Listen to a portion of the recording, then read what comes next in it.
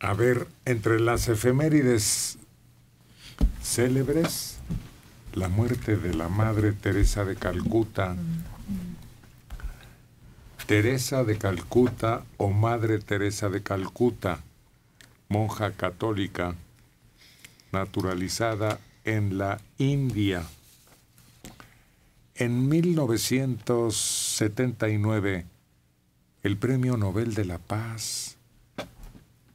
Incluso modificaron el protocolo al solicitar que el gasto de la cena de homenaje se añadiera al premio a favor de los pobres. Se reunió en 1986 con Fidel Castro en Cuba y siguió con permiso para asistir a los pobres de la isla.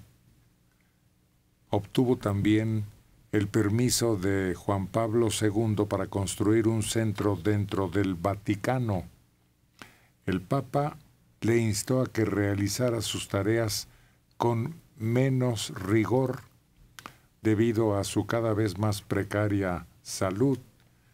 Renunció al liderazgo de la congregación, pero a pedido de todas las hermanas tuvo que regresar. Teresa de Calcuta fallece el 5 de septiembre de 1997 de un ataque al corazón. El Papa Francisco le proclamó santa el domingo 4 de septiembre de 2016 ante miles de fieles congregados en la Plaza de San Pedro. Parece mentira, pero una de las cosas que detuvo sus procesos religiosos es que ella tenía un libro, un cuaderno, siempre cargaba una libreta y apuntaba chistes. Y chistes pesados.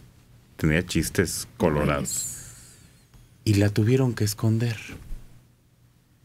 Mucho tiempo después ya la dieron a la luz y se supo y no sé qué, porque recogía chistes de Polo Polo, cállate de Flavio. y los apuntaba, le gustaba, era una mujer que quién sabe cómo sería en la intimidad, pero guardaba y apuntaba los chistes que le llamaban la atención. Y eso detenía todo su proceso religioso. ¿Sería un escape? Sí. Una especie de paréntesis, ¿no?, entre sus agobios. Es que en todas las iglesias y en las sectas generalmente el humor está prohibido porque es una forma de cuestionar la jerarquía del ministro de culto. Es decir, prácticamente, excepto en el budismo, en todas las demás religiones, creo yo, está prohibido reírse. Uno no puede reírse, por ejemplo, en una iglesia católica, nunca lo van a ver, ni en una protestante, ni en ninguna. La risa cuestiona al personaje. No habíamos oído un aplauso o música de mariachi hasta que aquí se rompió el protocolo. Sí, pero es más que eso la solemnidad. Sí. Se busca la solemnidad en todos los rituales, en todos los recintos, porque pues, se supone que no es falta de respeto a la deidad o las jerarquías, el andarse riendo, ¿no? En el judaísmo se hacen unos chistes ellos mismos. ¿Cómo no? No, pero por ejemplo los ortodoxos no toleran bromas, como decía. Bueno, claro. Es que esos no toleran nada. Esos no toleran ni al peluquero. Oye, pero más bien no habrá sido tomado a mal el que ella cargaba con chistes cuando se supo que durante toda su labor, que para el mundo parecía misericordioso, para otros era más bien como un acto de condena, ¿no? Porque a toda la gente que reunía y que le seguía y que según apoyaba, pues prácticamente la tenían hacinada y condenadas a pues, morir dentro de sus enfermedades y pudrirse en ellas, porque nunca recibieron la atención debida, siendo que recibían muchísimo apoyo internacional. Había asociaciones, beneficencias y demás que le daban dinero no nada más a ella, sino a la casa esta a la que pertenecía, ¿no? La congregación, para ayudar. ¿Cómo te estás tú cuidando tu buen humor cuando tienes atrás a una cantidad enorme de gente condenada a la muerte. La acusaban de que su prioridad esencial en la India era luchar contra el control natal y el aborto legal. Ahí iba todo el dinero. No hay un hospital gigante en Calcuta que haya sido construido con fondos de la Madre Teresa. Todo se usaba para campañas para evitar formas de control natal. Pero son los problemas de la religión. El increíble David Toscana, que no sé a dónde se vaya a ir cuando muera, porque dice, ¿para qué nos hacemos? A la Virgen de Fátima llegan millones de turistas, pero hay 6 milagros registrados. En el Hospital General hay 6 diarios. No, los médicos. Entonces, deberíamos de poner atención en donde suceden los milagros, no en los lugares de peregrinación. Otra vez. ¿Cómo? Pues sí. Un doctor tuvo una ocurrencia de romper también esa solemnidad de los hospitales y creó una especie de trupe humorística.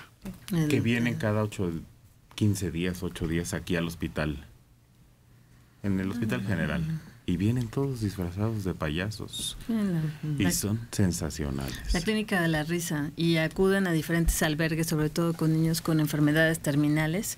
Bueno, van a muchos sitios, ¿no? Y les hacen más ligera todo lo que es sus tratamientos, que son dolorosos, que son largos, que son tediosos. Les aligeran, les aminoran todo ese pesar que tienen que recorrer siendo tan pequeñitos, ¿no? Y ayudan, que Patch Adams fue el que parece que inició esta idea con la firme tarea de sacarle a lo malo algo bueno, un momento de alegría. Solamente no van al ala de los que sufren alisurofobia. ¿Qué es eso tú? Que es horror a los payasos. ¿Qué hay? Sí. Pero ya aquí en México, en muchas iglesias ya se ha perdido esa solemnidad. Hay sacerdotes que son simpáticos hasta para decir la misa. Ya eso ya no, ya es cuestión del pasado, ya. Esas ceremonias en las que entras mirando al piso y no puedes levantar la vista, no, ya no. De repente salen con una broma que provocan la carcajada. Sí, claro. Eso de la prohibición de la risa en ceremonias de esa naturaleza ya no existe. No funciona aquí en México. Tía Maruca, ay, disculpen, pero sí hacen broma los sacerdotes. En sus homilías a veces dicen broma a los padres y es una forma de ayudar a los enfermos.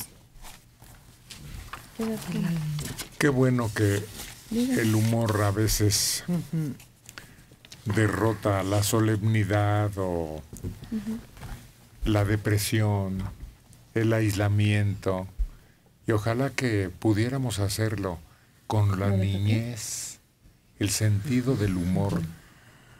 Había una revista, aquellas elecciones, que tenía su sección, ¿se acuerdan? Sí. La risa, Remedio infalible. Ándale. Sí. No, y fíjate que ahorita que estás hablando de que se ha perdido esa solemnidad en lo que es por lo menos la Iglesia Católica, pensaba en el Papa Francisco, que ha dado un giro a toda esa figura que teníamos del hombre solemne, lejana a sus peregrinos, a los feligreses, y que él ha tenido una actitud totalmente distinta, al grado de también llegar a hacer ciertas bromitas, hacer más ligero lo que es su labor como pastor y más cercana a los demás. Cuando vas a una conferencia, dicen que era increíble cuando el autor de La caballa de Tío Tom se presentaba a auditorios enormes en donde el humorismo valía la pena escucharlo. Pero piensa en Mark Twain. Sí. Pero no, él no es autor de La caballa del Tío Tom. No, es una mujer esa. Es ¿cómo se llama su obra famosa? Tom Sawyer. Tom Sawyer. Sí, perdón.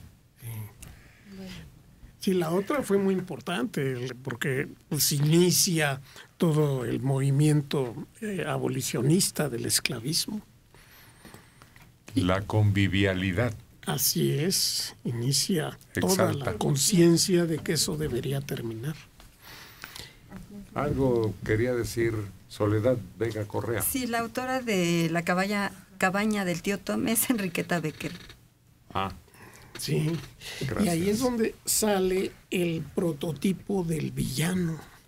Ese villano de bigote enroscado, de sombrero de copa y de levita negra, es Simón Ligri, que es el que quiere quitarle, reesclavizar al tío Tom, o Tom, y quitarle sus propiedades. Y usa el látigo con los esclavos. Aquí un dibujante humorista que acaba de fallecer nos deleitó durante tanto tiempo con sus dibujos y sus escritos, con una celeridad sorprendente.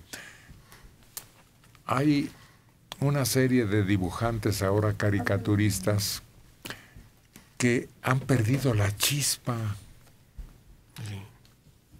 que de aquel hacia atrás privaba en los diarios, en los periódicos capitalinos, una semblanza de un cartón valía más que un editorial, pero sobre todo por la forma humorística en que se trataban los asuntos más serios. Claro, yo recuerdo, en novedades estaban Cabral y Wasp. Wasp tenía unas caricaturas así medio abstractas y Cabral era divertido, era realista pero muy divertido. En cambio en Excelsior estaba la ranita, ¿cómo se llama? Freire y Abel Quesada. Y Abel Quesada, por supuesto, era El amo. El amo de las buenas puntadas, ¿no? Y Freire no, Freire era solemne y tendía a mostrar a los funcionarios como atléticos todos. Pues qué lástima que se ha perdido el buen humor. Ayer un caricaturista pinta un arca de Noé, pero se llama Morena, y van subiendo dos ratas que huyen de un emblema que creo que es un sol. ¿Alguna traía ligas? Sí. A ver, algo nos quiere señalar también nuestra compañera Gina. Muchas gracias. Ahorita que hablaban del humor, la literatura, bueno, de por sí los alemanes siempre han sido muy serios, entonces la literatura del siglo XVIII, con la influencia de la Ilustración, los literatos alemanes quitaron la figura del arlequín porque decían que la literatura tenía que ser seria y moralista. Bueno, el caso es de que ya a principios del siglo XX volvió a aparecer esta figura, pero con el nombre de los locos, que eran las personas que nadie tomaba en serio, pero que a base de ironía decían la verdad de la sociedad de forma chistosa. Bueno, en el judaísmo está el humor Hormé con H. Y había una colección argentina. Ay. Extraordinarios, son unos libros Hay unas divertidísimos. Pláticas que pueden encontrar pero de tirarte al piso, Sí. de plano. Ahí de los alemanes tienen mala fama respecto de su humor, pero hay un filósofo del siglo XVIII, no me acuerdo ahorita su nombre, que hizo un libro que se llama Aforismos, y hay unos sensacionales. Por ejemplo, dice: en las iglesias es el lugar donde más se ora, sin embargo, todas tienen pararrayos. Por si las dudas. Y había otro de los norteamericanos que era sensacional, que es un humor muy difícil de entender, es Ambrose Bierce. Ambrose Bierce es el gringo viejo de la novela de Carlos Fuentes. Carlos Fuentes, en realidad, el gringo viejo, es la biografía de Ambrose Bierce cuando viene a pelear a México. Y tiene un diccionario brutal que se llama el Diccionario del Diablo. Pero es una cosa que te impacta lo que dice, por ejemplo: aborigen, natural de algunas tierras antes de ser colonizados. Después de ser colonizados, fertilizan. Cañón, maquinaria para delimitar fronteras. Ese tipo es bárbaro y es muy fácil y se puede bajar de internet al diccionario. Hubo dos personajes, Hans y Fritz, que invariablemente aparecían como burlándose de esa solemnidad alemana. Sí, como no. Había chistes de Hans y Fritz, pero también la tira cómica, el capitán y sus sobrinos, o maldades de dos pilluelos, porque había eran dos tiras distintas, pero con los mismos personajes. En uno salía la señorita Secante, que era la maestra de los pilluelos. Pero la otra no. La otra salía, una salía creo que en Novedades y la otra en Excelsior.